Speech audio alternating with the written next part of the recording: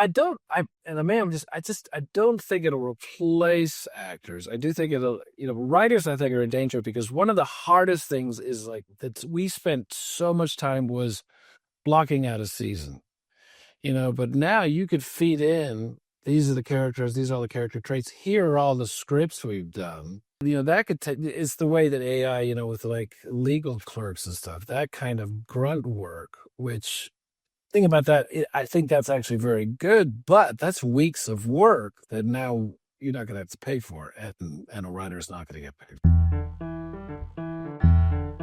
What's going on, everybody? My name is Hassiem Muhammad, and you are listening to The Actor's Instrument, Tools for the Long Game. Before we dive in, folks, please, for me, like this episode. Make sure you're subscribed if you're listening on YouTube or giving us a follow if you're streaming. It really helps out a ton. Okay, guys, there are some folks who, when you look at their resume, you just say, good God.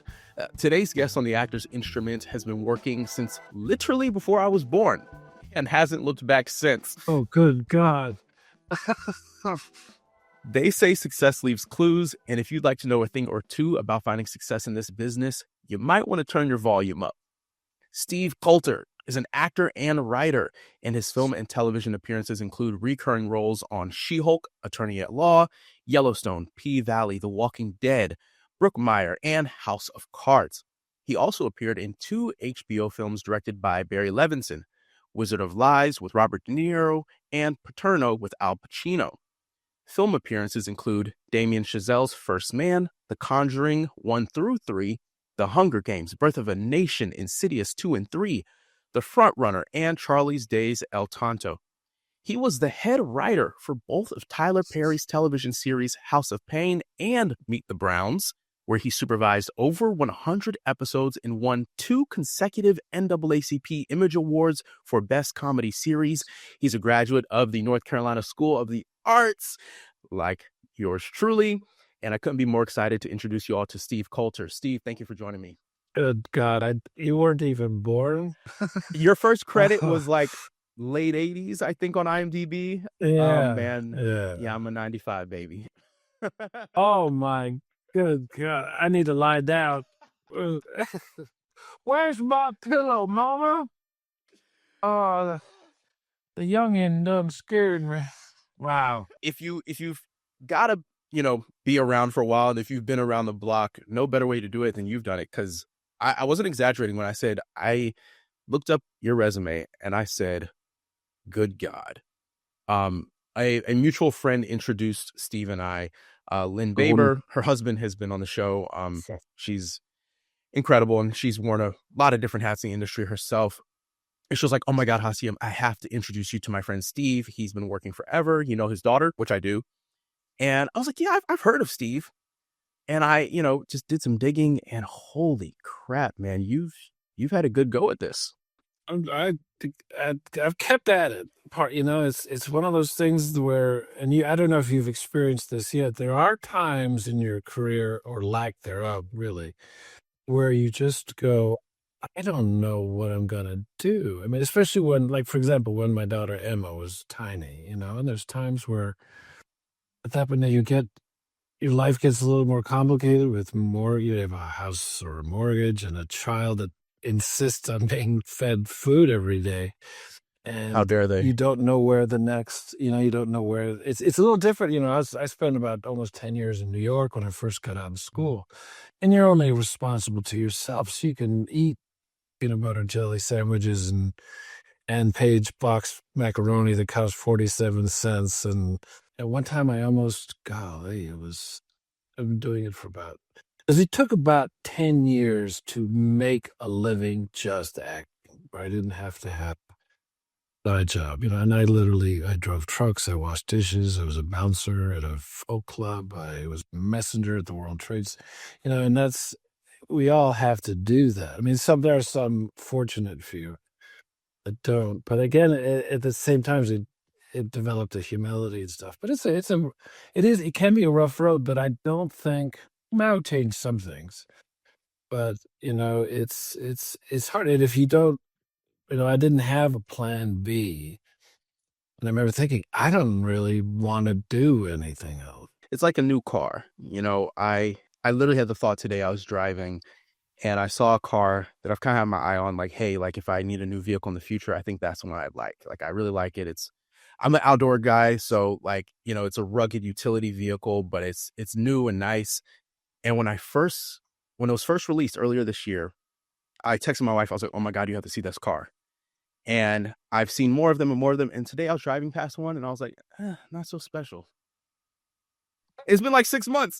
I was like, oh my God, I'm like, this is the next car I'm gonna get. And like 6 months later, You're so fickle. yeah, Yeah. it's like, man. Now, Steve, as I said, I was doing some digging into your career history, and there are so many places where we could start, but I have to say, I have to start with Tyler Perry. Oh, okay. Because I'm sure when I said you won 2 NAACP awards, the folks who are watching at home are gonna be like, this guy won this? And for the folks who are listening at home, spoiler alert, Steve's white. Okay. And Canadian. I'm like, so yeah. How did you go from classically trained theater actor to writing for the preeminent Black entertainer of today? It's a good reminder to myself that anything can happen, and not just arbitrary luck. I don't think of, when luck strikes, or, be ready, because it all came out of a dissatisfaction. It was in, I guess, it was probably the early 2000s, late 90s, early 2000s. Yeah, well, yeah, late 90s, early 2000s. The roles I was getting, I'd done a bunch of theater early on, but then I needed to support my family more, and there just wasn't the challenge because for whatever reason there weren't the directors around and stuff at the time. And I loved doing film and TV stuff, but the roles I was doing were not satisfying. They were paying bills, but it was just you'd come in for a week or two or a day or two, and I was playing a lot of deputies and law enforcement and Klansmen. It was like, which is odd for a Canadian. And I wasn't satisfied. And I ended up, there was a group of people doing a thing called Dark Night Theater, and that they would do original work, and they would go into a different theater each Monday, hence Dark Night, that the stage was free. And it was scenes, music, it was all original work. And I had found this is a very long story for perhaps another podcast, but I found this little book. It was a dating and etiquette guide from 1948, question and answers. And it was written in the most ridiculous language, like very, almost Mr. Rogers kind of, like, gee whiz and yikes, with 2 scoops and a cherry. And it was all about dating advice. But behind it all was this real wisdom. Like, it was actual, very practical, kind, basically principled advice. It was not superficial, but it was written in this. So I created a character that I did on stage with these monologues called the Etiquette Man. And long story short, I ended up doing a short film. Actually, it was like a 30-minute film, which if you're a short filmmaker, don't make a 30-minute film. But I did. And it was an example of doing, I had to make this movie. And in my mind, yes, I wanted to open doors or something, but it really was make this film, because if you're looking at film festivals, you go, well, make a 5 to 10-minute film, because it's hard to put but I had to make this. We mortgaged our house to make it, because that was back before digital. This is around 2000. And so it cost a lot of money. And I didn't have like a little nest egg. I didn't have an egg. I didn't have a nest. We had to put the egg. No, I had exactly. I did not. We had to just borrow friends, family, and write grants and all. Anyway, and so the film ended up doing very well at festivals, and it got some national. It was on like CNN and USA. It got some national attention, and so I ended up continuing. I'd never written anything before, and I got the rights to a novel that I wrote a script to that. It won an award. And so I started trying to get, I thought, well, Tyler Perry might be interested in this, because it was all about these kids that form their sort of own halfway house. And it's a real melting pot of children, very, very damaged kids. And this is another, a bit of luck, strange luck. There was this other film they did with Idris Elba, Daddy's Little Girls, and it Yeah, was a role of a doorman. And it's just this couple scenes with Idris Elba. And but the guy that they had cast was very heavy set, and they hadn't planned for that, so they didn't have wardrobe for him. So they needed to find an actor really quickly who has sort of average, if my friend, this friend of mine who will remain nameless, um, I paid him back in a way, which I'll tell you in a moment. But so I went in for the wardrobe fitting, and the guy who was the wardrobe designer happened to have gone to the School of the Arts. And I only say that because so that we happened to talk more personally than, someone who I didn't know. sure. He said, "What have you been up to?" And I said, "I've written this screenplay, trying to get it to Tyler." And he said, "Well, why don't you just take it upstairs?" I went, "Oh, yeah, that's the thought." And so about a week later, I dropped off my short film to get back to that. And just as an introduction, and a week after that, I got a call saying, "Do you want to write for TV?" And I was like, "Oh, okay." And it was quite, I did for 2 years, I was on the staff, and then he fired everybody and kept the white Canadian guy. Very strange.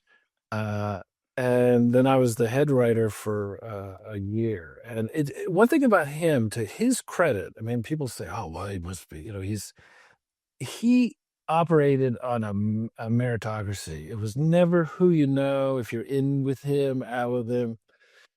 He didn't go. He would give you a football, and if you did not drop it and you ran and you got a first down, you get that ball again. And that's Mm. what he was doing. He just said, "It's here." And I thought it would be for a few weeks. And no, he just said, "I trust you." And it was great because I learned how to write, because we would do 3 episodes a week. But they do more now. He doesn't use writers anymore. And these But were it was half really hour great. comedies. Half-hour comedies, and we would shoot 3 a week, and we did, good Lord, 100 episodes in the first year. Good God. I did 100. Yes, I did like 300, 400 the whole time I was there. But what it helped me so much as an actor as well as a writer, because you realize you have to essentialize what is the scene about. It's, when I Oh. bring in new writers, they thought they'd have more time. No, you got to get this script done in 2 days. But it also helped as an actor, because looking at each scene, what are you trying to do? And Mm. what's in your way? Because that's what makes a good story, whether it's a movie, a TV show, a play, a bedtime story. That's one of the reasons Harry Potter was so effective, because there was a cliffhanger. They were trying to do impossible things. And I think as a writer, what I try to do is set up a task that is impossible. Because if I don't know how they can solve it, and the audience won't, so that's my job to figure that out. And as an actor, as you know, it's so easy to get caught up, and especially with self-taping, because you don't have an accountability except to yourself, or maybe you have a friend taping you who knows the craft a bit. Yeah. But I always make sure, what am I doing? So I'm not going to get caught up in the emotion of the scene or the tone of the scene. I mean, the tone comes out. If you say the words, hopefully, with the intent, it'll be the tone. Um, so that helped me immensely as an actor. I can only imagine, like, the opportunity to be in that writer's room and then, like you said, become head writer. But even if you hadn't, but just to be in that space for hundreds of episodes. And I texted you earlier or emailed you because I was in acting class and at the Bob Krakauer Studios here in New York. And that's a big thing that they emphasize, is like, what are you literally doing? Like, what are you actually doing? Are you typing an email in this scene? Are you making a peanut butter and jelly sandwich? Because we are always doing, so even if you're Something. sitting doing nothing, you're doing something. You shift your back. I want to be comfortable while I wait for this person, or I need to feel like I have some meaning. So I need to drop some images in my head of myself as being successful, or I need to feel more attractive, or do I have sleep in my eye? Or, and the writer, if it's a good writer, I mean, I was once given a play to rewrite, and this writer, bless her heart, as they say in the South, had created incredible characters. They're really rich characters, but there was no conflict. I was like, Mm, it's just a bunch of people sitting around. Like a person would want something and then they'd get it. I mm. was like, well, that's not real. Because it even things, if he says, Steve, how was your ride to the studio? If I had written to the studio, and I go, it was great, no traffic. But I went, oh God, you won't believe it. Okay, there was this horse. Conflict makes things interesting, and so that was had that drilled over and over and over and over, and to try to be original because that's another thing. Is right. I noticed a lot of the other writers were getting their ideas from other shows, so it was a recycled idea. And if you do that, it's not going to be, even if it was a great original idea at first. The same thing with the actors. We can sometimes we're copying. Well, not that we steal and we copy actually from the best, but if it's your recreation of an experience versus experiencing it, because your experience is going to be the same thing happening to you or me. We will react completely differently. A woman says "I love you" to you, Absolutely. it may cause doubt in you. In me, it may cause incredulousness, or so it's. I always try to make it. One thing I learned as a writer too that I brought back to my acting, which I think I had gotten away from, was really personalizing. Because I always thought, well, if it's too personal, they won't be able to relate. And what I found in writing is Tyler's producer, when he hired me, he said, write what you want to see Mm, on screen. What's your favorite stuff? mhm. What's the stuff that bothers you? What's the stuff that scares you? And so in my acting, I realized if the more personal you make it to yourself, for some reason, it seems to have more of a universal appeal. And so you hear writers and Vince Gilligan from Better Call Saul and Breaking Bad and other folks. They wrote what they wanted to see. They do what they want to see. Now, you explained how being a writer affected your performing as an actor and how you interpret the script. How has being a writer affected or created leverage for you as an actor on the business side? Like, are you more connected to producers and other directors now? Like, did that open a path for you in that way? Yeah, a little bit. It did a little because I have some friends from those days. And a lot. It's funny when I first left Tyler because I just got my daughter Emma. She was 15 at the time, and I was realizing I left before she got up in the morning. I got home after she went to sleep, and just one Mm, morning I went in and said I'm going home, and they were, when are you coming back? And when I first left, I was going out to Los Angeles because I thought I wanted to do some more writing, um, and because I was enjoying it, and the writing part, not the 17 hours a day thing. But all people wanted to hear was Tyler Perry's stories, and they wanted me to badmouth them. And I was like, that first of all, I wouldn't want to work for anyone who wants me to gossip. right. And it's like, okay. But yeah, it's funny because I have friends now that I have a friend that we just for our own, no matter if we're working or not, we'll make a short film like every other year and send it out to festivals. And we'll send things we write each other. I have several friends that do that. You develop a network because big writing is really lonely. And it's hard. Acting, I always compare acting is like you're the visiting uncle. You get to stay in the hotel, you drive over to the house, play with the kids, and then you leave and Yep. they clean up the house. And as a writer, you got to go to the house early. You got to cook all the food. You got to feed the baby, clean the baby.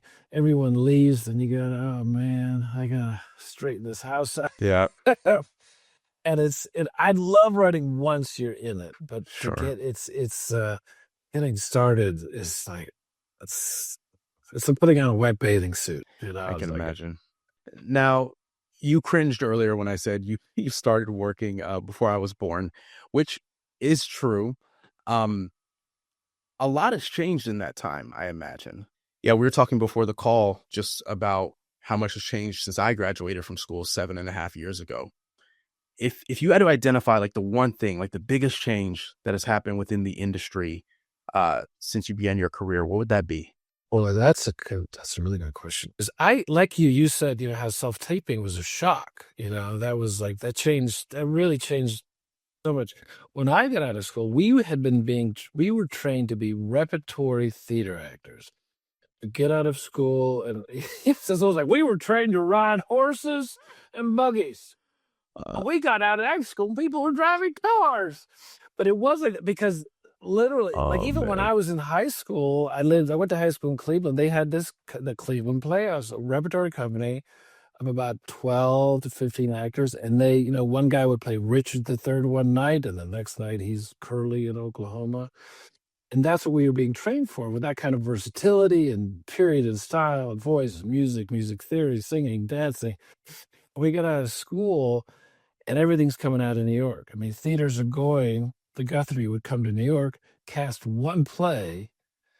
And so there weren't any, I think maybe the Oregon Shakespeare Company. So that was like, good morning, Vietnam. Yeah. It was quite a shock. And I do think probably the biggest thing that has affected streaming has done a lot, was a big change, because It's like the invention of it's the very good internet. for, Like, yeah, because it just all of a sudden there was so many more, and it ebbs, and now it's in a big ebb right now. But it created a lot of work. Oddly enough, it hit writers kind of hard, because instead of doing a season of 22 episodes, you may be doing a limited series of 6, 6 to 8. smaller Yeah. numbers. And like I said, I got weaned into self-taping years before, because I don't live in New York or LA. So I had to do that probably 10 years before, your guys' generation does. So we were used to that and kind of got comfortable with that. But yeah, and I don't know what it's the changes happen more quickly now. Yeah. And I'm still not sure. Like right now, there's a big model of a lot of production is going over to England and Mhm. Europe, to Budapest and over. I did a film last year. We shot it all in London. The whole film takes place in Pennsylvania, and there are only 3 Americans. But they can save so much money going over there. They're not paying health insurance. They're not paying drive. Mhm. But but that happened going to Canada. That happened, so But would you I've say been streaming? Would you say that's the big I would say the big to go back to your question, I yeah, just I think streaming is the big thing. heard. It just all of a sudden, there used to be 3 networks, and then there was cable. You'd have Lifetime and whatever. Yeah. But yeah, that changed it dramatically. Now, I would love to get your opinion on what is potentially the next big thing, AI. Yeah. And people talk about AI in circles that I'm in as like, oh, like we need to stop this from happening, or blase blase. It's here. There's a whole film studio. I forget the name of it. They're making a film called The Girl with the Red Hair. I know the name of the movie, but they're an entire AI production film studio where their movies are being made by AI. Humans are used, like they use actors to do the voice. It's basically like animation, like voiceover. Yeah. So like actors are in the booth, they're doing the voice work. But there's no costumers, there's no set designers, there's no gaffers, because it's all AI generated imaging. And it's not even like animation where there's animators, because it's a computer program doing the animation. It kind of looks like what they call live action, like Snow White or The Lion King. It kind of looks like that, but a computer's doing it. Yeah. So as a writer and as an actor who's worked for decades, how are you feeling about this?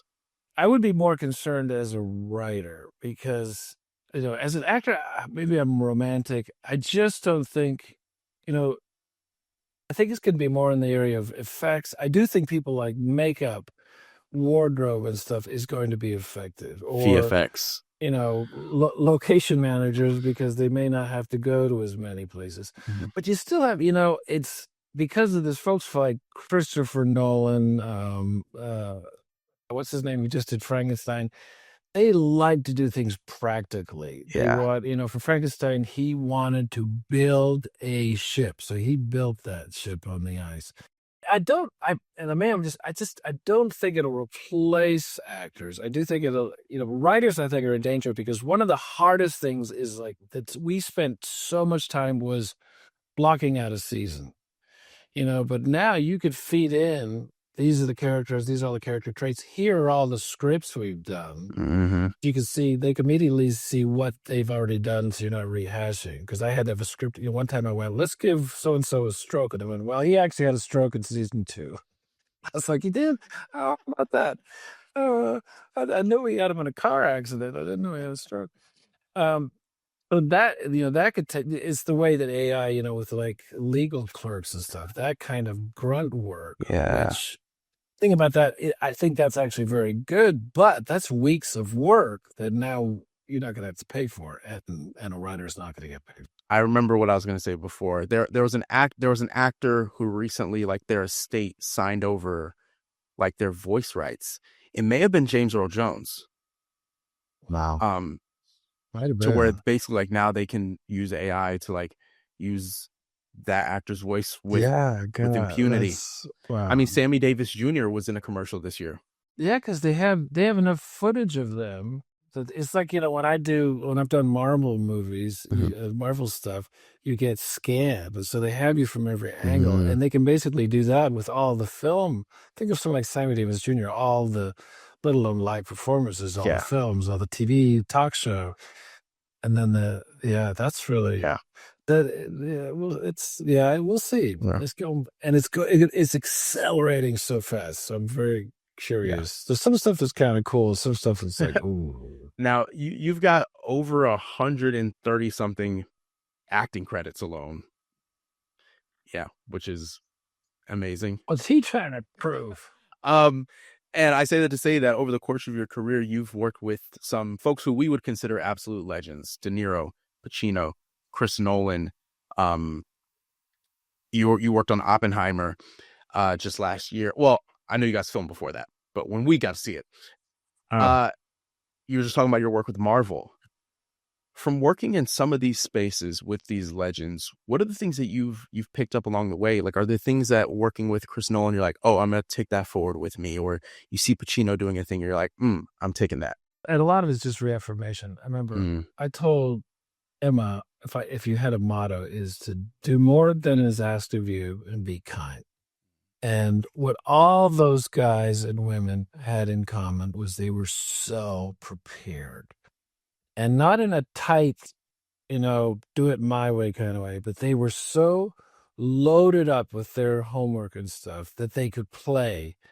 And I've seen that in theater as well as, and when you work with a director, whether it's in a play or TV or film, that is prepared, it's like you got a really confident, someone's driving the station wagon and you don't have to worry, like, I think we should have gotten off back there. And which I've been in that position too, where you're like, oh, well, they're not prepared. And you're like, oh boy, I don't want to know more. I don't want to think I could do a better job than the person who's running it. And all those people, those actors, remember there's another thing I did, the Paterno I did with Al Pacino. Now he had, it totally was personifying his character, but he's still in between. It was funny. I'd done a film with him a couple of years before, which didn't demand as much, and he was a little more easygoing. He would talk in between it, but this was like, the demands of it. He already had nailed the person, but he was still between every setup. He had his earplugs in, listening to the actual man talk. And the same thing with De Niro. It's just like, and what a lot of people do is they have fun, because if you're really prepared, you have a lightness to you. You're like in acting school. Yeah. It's about relaxation. So we're all like, I'm relaxed. But it's like, I found my relaxation comes when I know I've prepared enough, that's in my bones. I can not only do what has been asked of me, but I might be able to surprise myself and the director.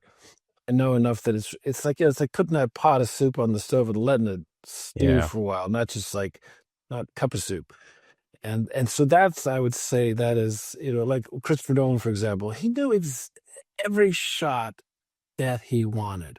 But at the same time, he was open to, if someone shifted a little, let's spend a little more time on that, because that's interesting. And I've allotted for that time. And it is just, it's almost like a genetic thing that all these people have all the actors have really been impressed. Denzel Washington, oh my God, we were doing Flight, and he did this monologue maybe 20 different times and different in nuance each way, same text, but given something else so the director can go in there.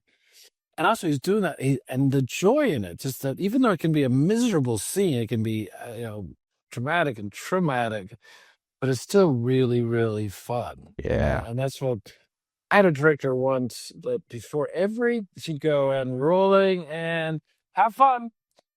And just to remind, like, to not, take it seriously, what you're doing. But don't take yourself that seriously. This is why we don't work in banks, and why we chose this. It could be a miserable life at times. It can be really scary and humiliating and disappointing, but also can be one of the most magnificent, fun things to do on the planet. Now, Steve, the question I ask every guest on this show is, what is the defining quality that you bring to the table as a storyteller? You just told us what some of these other folks, Denzel and Pacino, do. I want to know, what is it that you do? If somebody was on set and they were looking up at you as a veteran and they were like, man, this is what Steve does. I think that I am really prepared. If anything, I wouldn't mind, like, when I was in acting school, sometimes people got a little mad at me, but I was like, all right, this is where I got it from. It was a concert film, and there was this one of the singers was losing his voice. He kept whining about it backstage before going. Oh, I think I'm losing my voice. I think it was James Taylor, where they showed him warming up and all this stuff, and he just muttered to the camera. He went, "Yeah, mine." He had done his prep, and also humor. I try to bring humor and make people laugh. And make people laugh at themselves, and I want people to feel less alone. That's one reason to do this. It was a really good movie, good TV show, good book, good song, especially a good song. Makes you feel seen. Makes you feel like, and even if it's just a funny show that just makes you laugh, it gives you a little refuge for about half an hour. Steve, I don't know if anybody else has told you this, but I would say, if that's your goal, you've been incredibly successful. You've given me a lot of joy. I've watched House of Payne and Meet the Browns, and I've seen Flight, and I think you've done an incredible job. And I appreciate what you've given to, I don't want to say the world at large. That sounds so heavy, to the world, but what you've given to the world. But I appreciate, as a writer and as a performer, what you've put out into the world. Thank you. And I appreciate that you took Lynn's suggestion to come onto the show today. Well, if she likes you, I thought this guy must be great.